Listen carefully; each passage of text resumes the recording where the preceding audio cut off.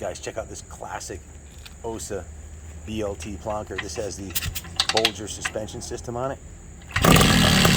Billy's going to give us a demonstration on it. This thing's absolutely stunning condition.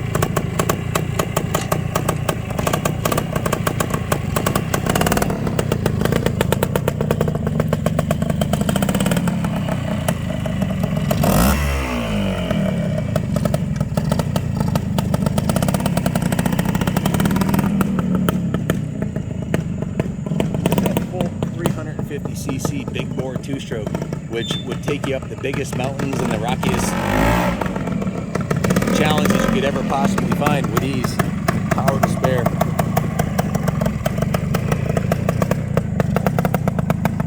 The fit and finish on this bike. This is a museum piece. This was in the Trail Bike Museum in North Adams, Mass. Jim Hollerich's museum. Unfortunately, he passed away, and Billy picked this bike up from the museum. We bought it into the shop, went right through it.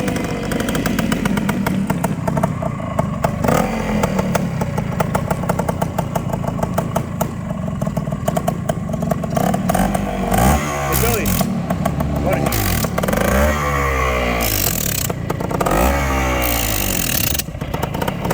That's a compression brake. Right, it's like a Jake brake for a two-stroke motorcycle. So when the brakes get wet and they don't work, you can use this to slow the engine down. It'll slow the whole bike down. It's pretty amazing. Very simple device. The whole bike is very simple. Two-stroke, single cylinder. It has some really, really rare items on here, which I'll let Billy go over with you. It didn't need much when we got it. It came straight out of the museum. Cosmetically, it looked just like this. Zoom in on the rims, real close on the wheels. Take a look at the fit and finish of the original alloy rims on there. Those are the originals. James Hollerich was a world-renowned restoration of Ossa motorcycles, and Billy, the pilot, is a former Ossa factory trials rider. Billy, tell us a little bit about the BLT Plonker. Sure can. Yeah, this bike is an absolute jewel, a gem. It's a piece of history that is very rare. Joe Bolger was an inventor, and he worked with Bultaco before Ossa. He was friends with Ignacio Bulto and also with John Taylor, who imported Ossa into America. Bolger had a great idea with this rear suspension, this linkage here that looks like cricket legs.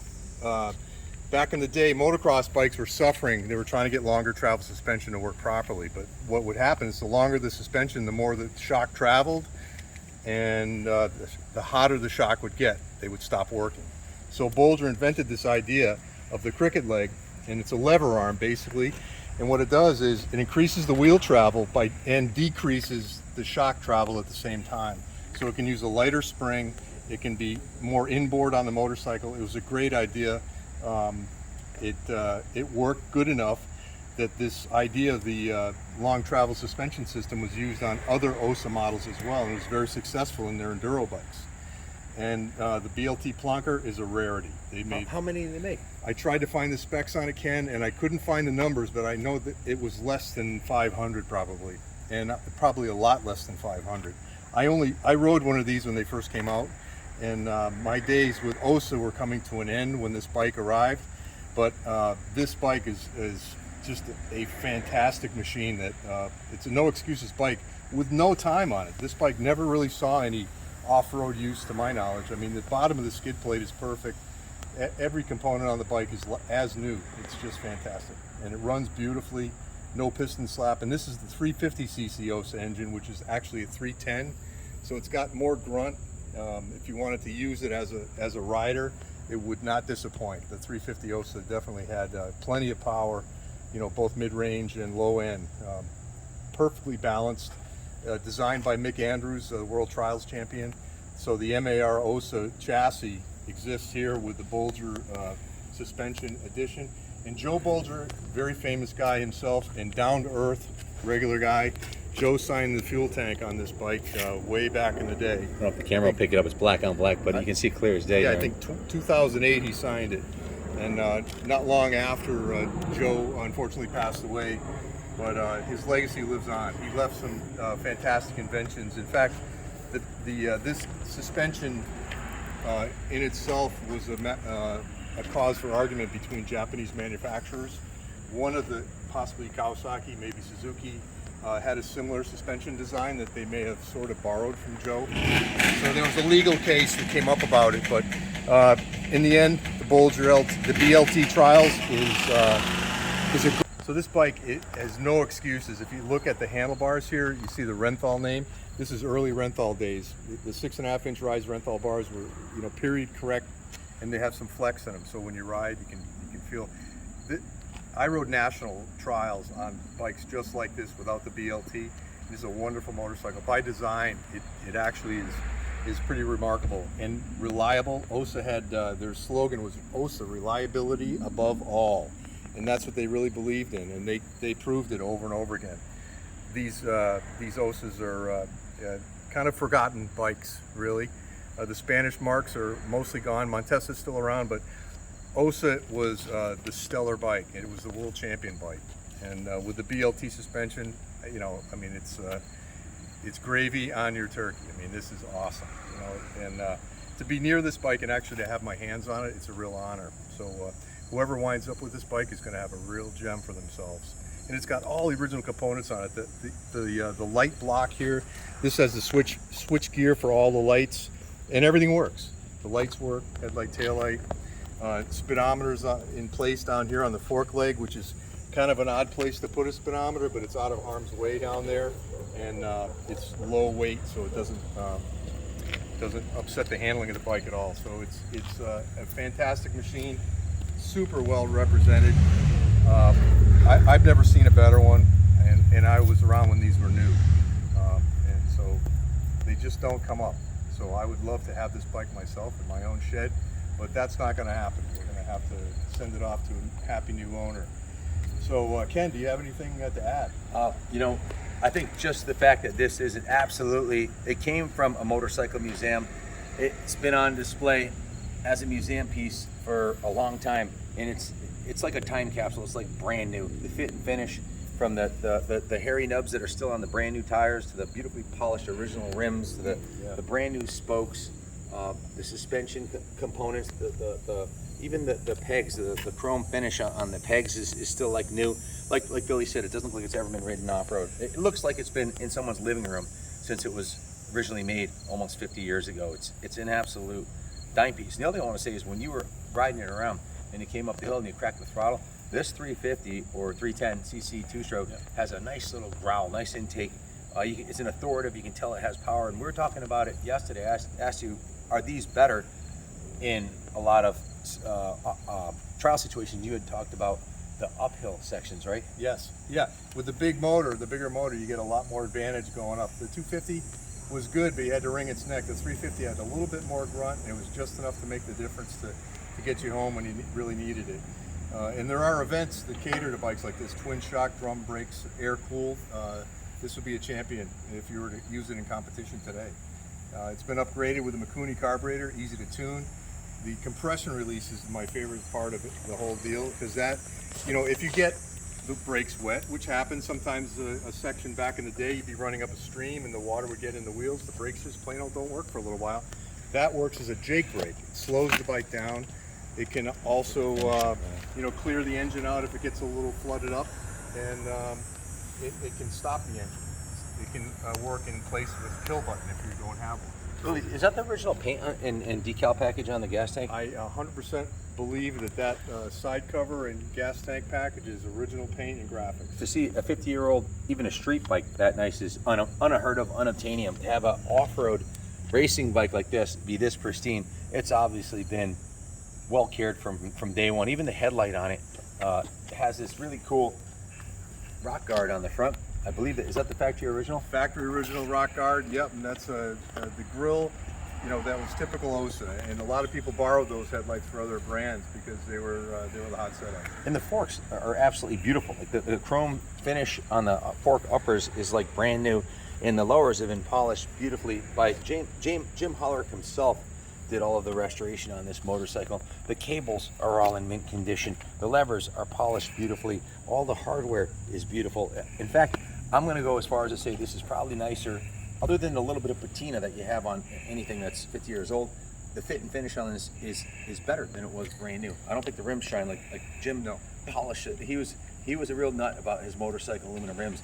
All of his museum restorations had beautiful polished rims and engine cases. As far as what we needed to do, cosmetically, not much. We had this down in the shop. They, as usual, went through the air box, put a brand new air filter in it, cleaned out the air box, anything that was in there, mostly dust because it was previously restored, but a new air filter, put a fresh tank of VP fuel mixed 32-to-1, a new fuel line, rejetted the carburetor with a new Mikuni Hex main jet, changed the gear oil, and that was about it. New fuel line, new fuel. Put the air filter in, did a full carb service, rejetted it. It's like a brand new motorcycle, so it didn't really need much. Fired it up, test rode it, set the tire pressure, adjusted the chain, set the rear shock preload. It's got a new ignition kill switch with the OEM vintage style switch.